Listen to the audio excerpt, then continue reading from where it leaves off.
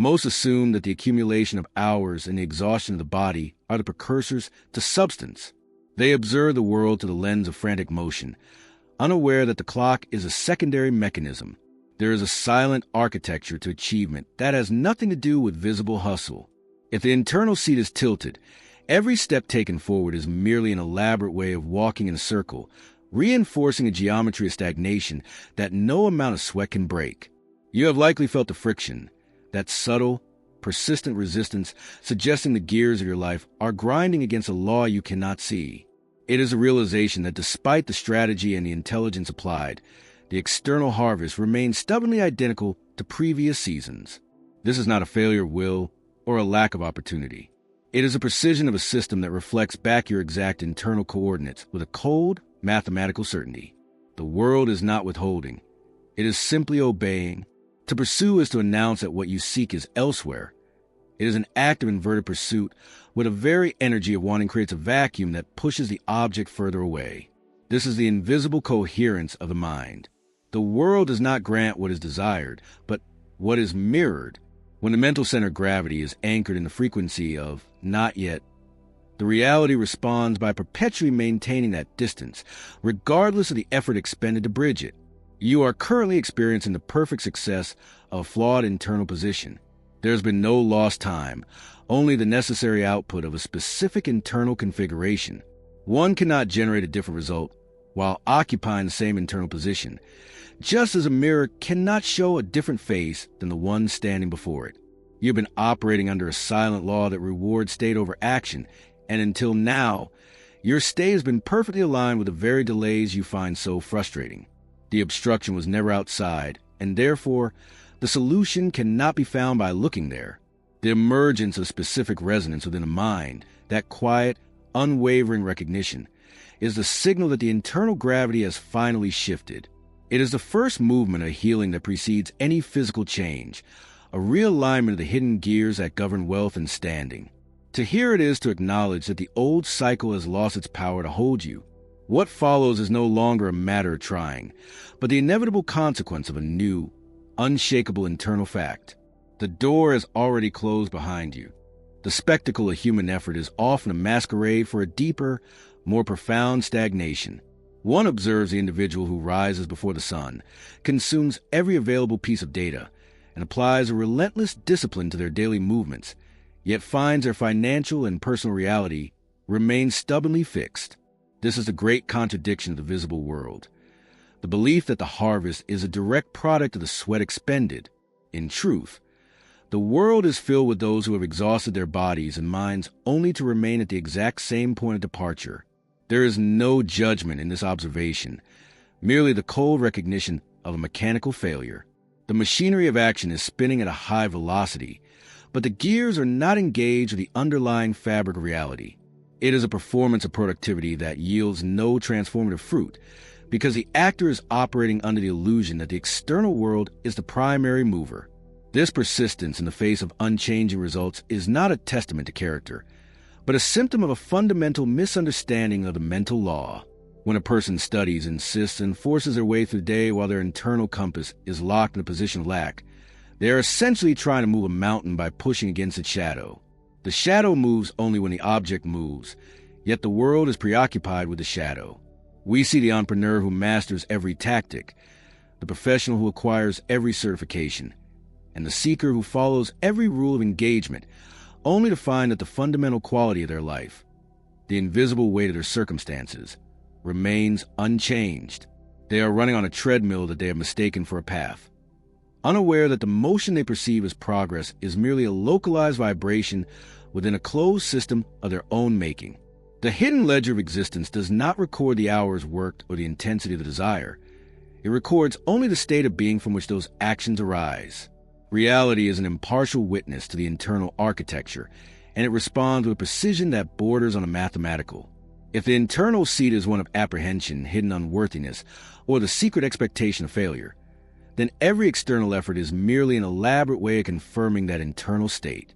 The more the individual tries to fix the outside, the more they reinforce the reality of the broken inside.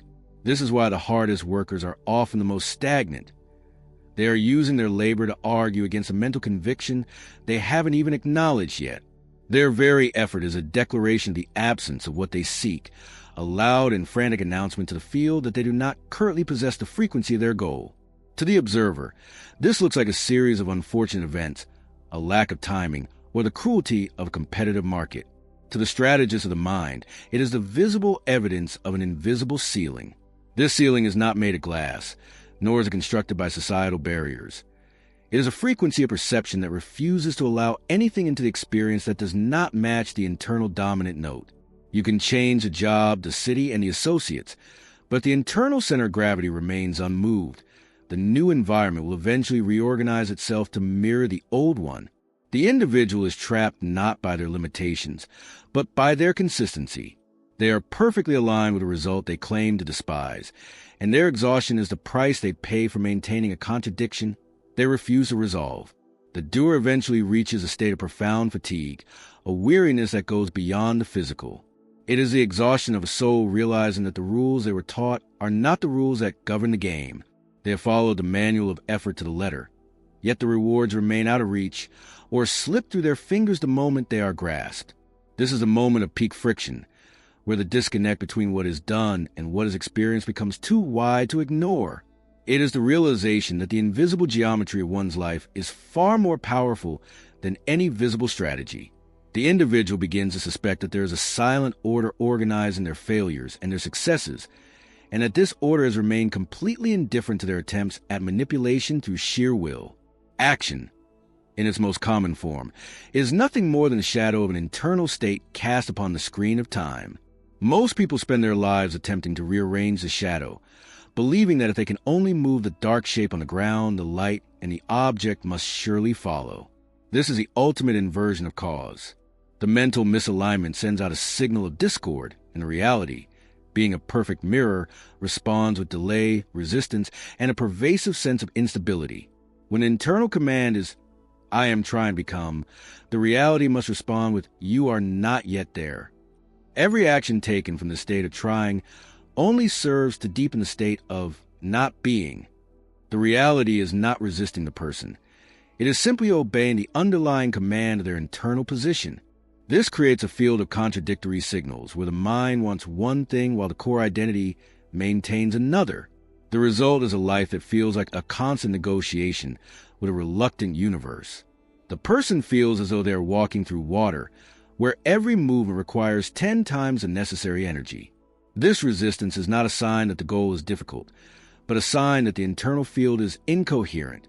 The mind is trying to navigate a ship, while the anchor is still firmly embedded in the sea floor of an old identity.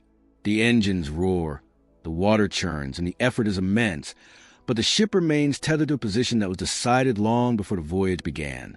The delay in the mirror of reality is what confuses the seeker, leading them to believe that more force is required, when in fact, less friction is the only solution. The silent architect within is always building, whether or not the conscious mind is paying attention. If the blueprints are drawn in a state of anxiety or a desperate need for validation, the resulting structure will always feel precarious. It does not matter if the materials used, the education, the networking, the capital, are the highest quality. The foundation is a frequency of instability. The world sees the beautiful facade of the house, but the inhabitant feels the floor shaking beneath their feet. This internal incoherence is what prevents the stabilization of wealth or the permanence of success. The reality cannot provide a solid response to a fluid and fearful internal command.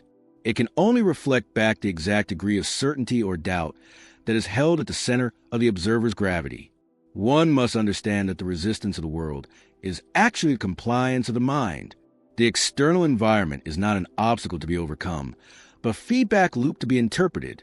When the path is blocked, it is not the world saying no, but the internal state saying, "I am not this yet." The individual who ignores this feedback and chooses instead to increase their effort is merely shouting at their own reflection for not smiling first. They believe they are fighting against circumstances, when they are actually fighting against a mathematical certainty of their own mental law. To change a command, one must stop the action that reinforces the old state. One must recognize that the source of the resistance is the very hand that is trying to push the door open. The architecture of a life is governed by a silent order that requires no maintenance from the conscious will. Just as gravity does not require your belief to hold you to the earth, the mental law of correspondence does not require your permission to organize your results. It operates with a cold, impersonal elegance. When the internal state is one of wholeness and arrival, the reality must reorganize itself to accommodate that new fact. There is no negotiation, no struggle, and no delay that is not caused by internal wavering. The difficulty lies in the fact that most people are more committed to their current problems than they are to the internal silence required to change them. They prefer the noise of struggle to the discomfort of a total internal realignment. There is a profound paradox in mechanics of achievement. The more one chases a result, the further it seems to recede into the distance. This is because the act of chasing is a psychological admission of distance.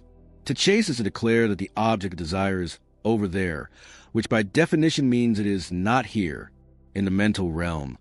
Not here is a command that reality must fulfill with absolute fidelity. The person who runs toward wealth is actually running away from the state of being wealthy. They are creating a vacuum of pursuit that pushes the target further away with every step they take. This is an inverted pursuit, where the energy of the hunter becomes the very force that warns the prey of their approach. The field closes because the frequency of the chase is the frequency of lack. Force is the signature of weakness in the mental world.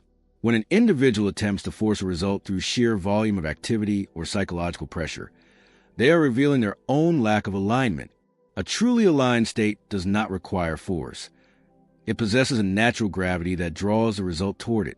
When we see someone struggling to close a deal or forcing a career path, we are witnessing an attempt to bypass the law of correspondence. The closure of the field is a protective mechanism of the reality, preventing the manifestation of something that the internal state cannot yet sustain. The more one seeks out there, the more they reinforce the void in here. The external search is a loud, vibrating confirmation that the internal treasure has not yet been found. This mental gravity is what determines the orbit of every event in a person's life. If the center of gravity is anchored in the not yet, then every opportunity, every person, and every dollar will orbit at a distance that maintains that not yet status. You cannot pull something into your experience that is not already present in your internal resonance. The gravity of your current state is so strong that it will even cause you to sabotage opportunities that would move you toward your goal, simply because those opportunities do not match your internal weight. You will find reasons to say no, or you will perform poorly, or you will simply fail to see the opening, all to maintain the integrity of your current mental position. You are currently the master of a reality that perfectly matches your secret, internal conviction. The noise of wanting is a chaotic vibration that disrupts the field. It is a high-pitched frequency of I need, which the universe interprets as I lack. Because the law is one of reflection, the universe can only provide more need and more lack. Contrast this with the silence of being, the calm, authoritative state of one who already occupies the internal territory of their success. This silence has a density that attracts. It does not chase, it commands. It does not seek, it recognizes. The world does not grant what is desired. It grants what is mirrored. When the mental center is quiet and aligned, the external world begins to move with a strange, effortless fluidity. The friction vanishes and the chase is replaced by a series of inevitable arrivals. To understand this paradox is to realize that you have been playing the wrong game.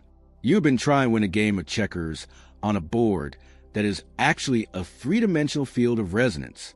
Your moves have been tactical, but the game is vibrational. You have been focused on the pieces, while the board itself has been tilting in response to your internal weight. The realization that your effort has been the very thing keeping you from your goal is both devastating and liberating. It means that the struggle was never necessary, but also means that the responsibility for stagnation lies entirely within the one place you've been avoiding, the silent, internal seat of your own identity. There is a specific kind of friction that exists only when one is on the verge of a realization they have spent a lifetime avoiding. It is a feeling that the narrative of your life, the one about hard work, bad luck, and one day, is beginning to dissolve. You may feel a subtle, persistent sense that something is fundamentally off, not with the world, but with the way you are perceiving it. This is the verbalization of 1,000 unspoken frustrations, the memory of failed cycles that you previously blamed on a market, the timing, or the competition.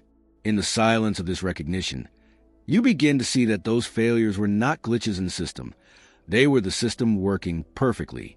They were the precise geometric output of a mental stance that could not have produced anything else.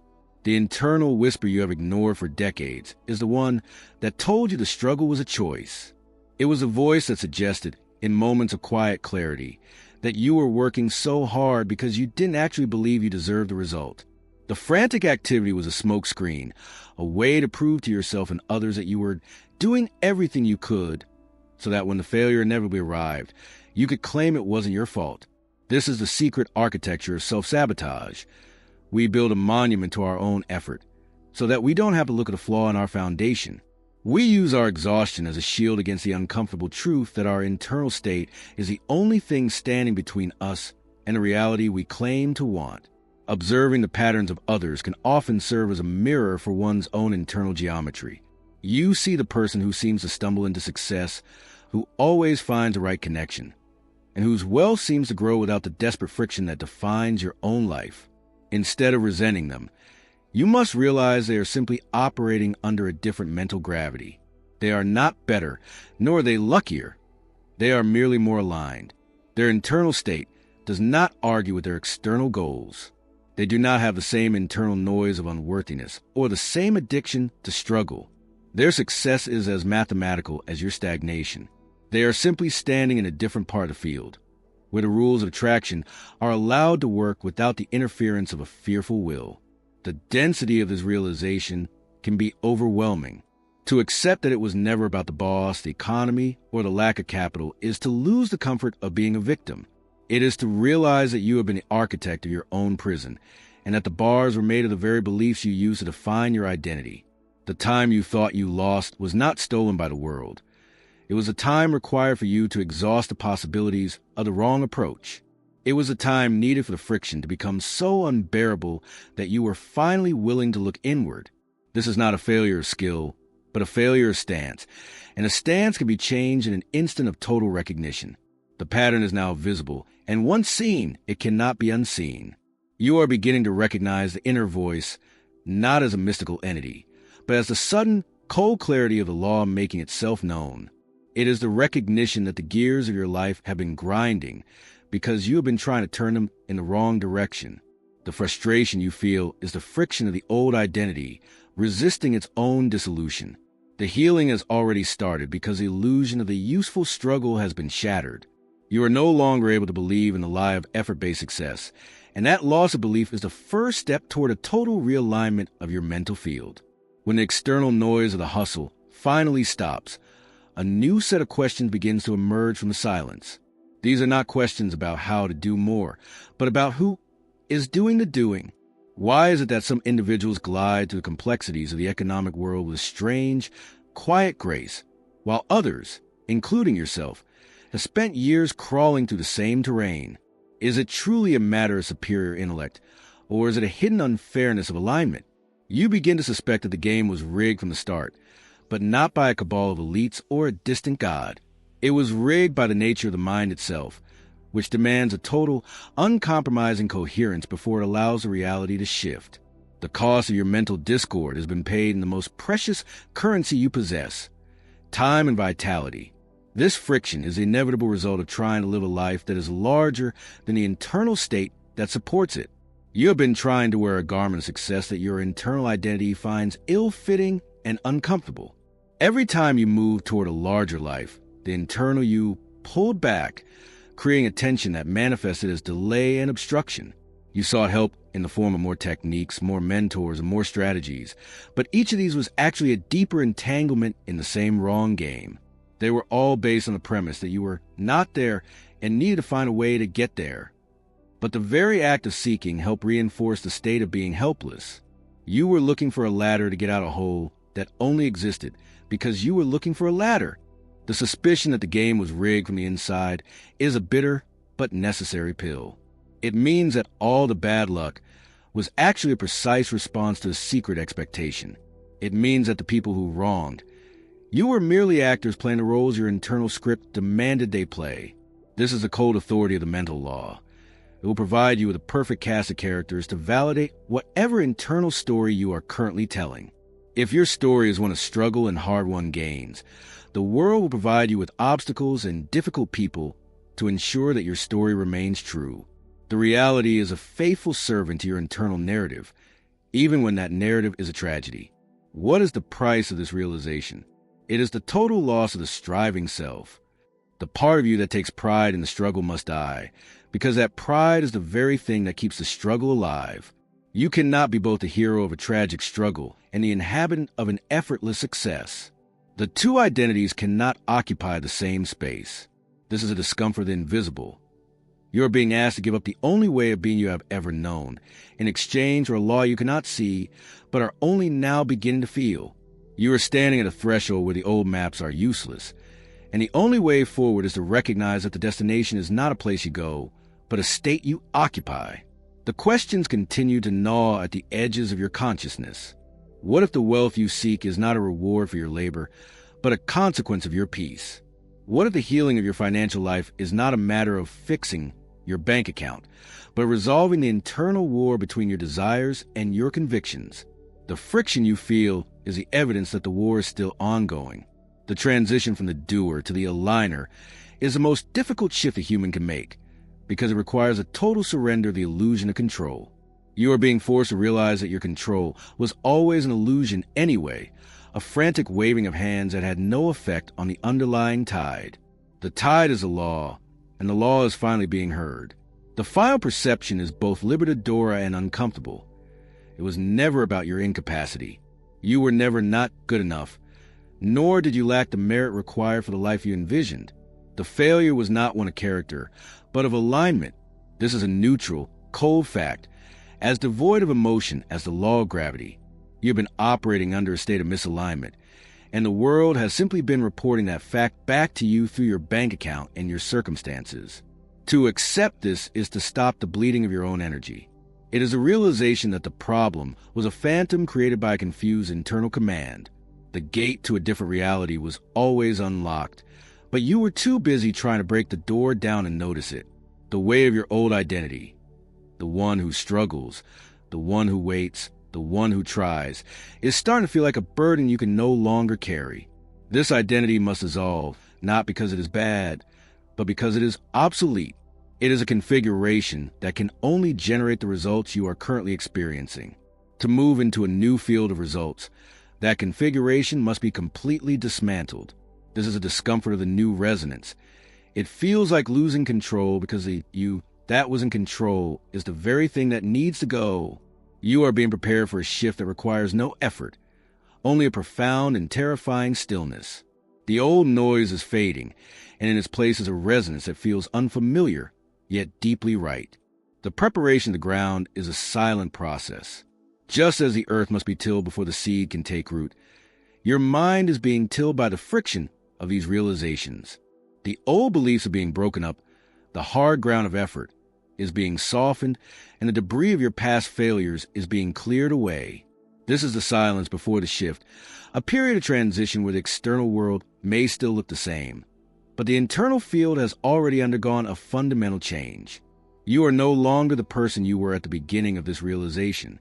The inner voice has spoken, and its authority has already begun the process of reordering your reality. The healing is not a future event. It is a current dissolution of the old state. The moment you recognize the law begins to work for you instead of against you. The threshold you are standing at is the boundary between the world of force and the world of power. Force is a desperate attempt to change a mirror. Power is a quiet realization that you are the one who moves. You are at the door where effort ends and the law begins. The next step is not one of movement, but of total occupation of a new internal fact. The door has already closed behind you, and the old game is over. The reality response is now inevitable. The frantic motion has ceased, not because the goal was reached, but because the runner finally understood that the horizon moves with the feet. To stop is not to abandon the journey. It is to realize that the center of the world is wherever you are currently standing.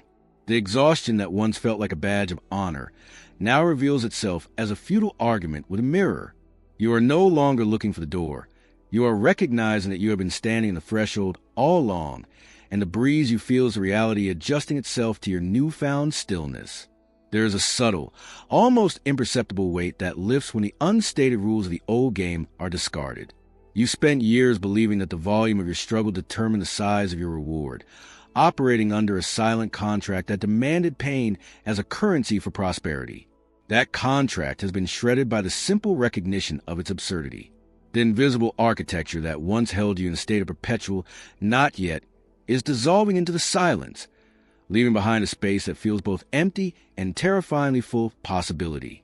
In this new geometry, the concept of waiting loses its meaning, as waiting is merely the shadow cast by a lack of certainty. When an internal seat is occupied with the quiet authority of arrival, the external world loses its power to provoke anxiety. The contrast between the old necessity, the desperate need for change, and the current presence is stark. One was a storm of noise that repelled the very things it sought. The other is a deep, magnetic calm that allows the field to reorganize without interference. You are no longer a seeker. You are the point of convergence. Any attempt to return to the former state of frantic effort will now produce a friction so sharp it cannot be ignored. The mask of the striver has become too heavy and too small for the face it once covered. You have seen the mechanism behind the curtain, and you cannot return to being a victim of the play. This internal dissonance is a guarantee that the healing is permanent. You are being pushed out of the old nest by the sheer force of your own recognition. The discomfort you feel is the sensation of a mind that has expanded beyond the capacity to believe in its own limitations. The silence that follows this realization is not an end, but an invitation to witness the automatic response of a world that has no choice but to reflect your internal truth. This resonance is your new home, and those who recognize the same frequency within themselves are already moving toward you. To deepen this coherence is not a task, but the only logical path for one who has finally decided to stop arguing with the sun about the dawn. If you recognize the gravity of this shift, continuing to refine this internal position is the natural next step in allowing the external harvest to finalize its arrival. The mirror never smiles first.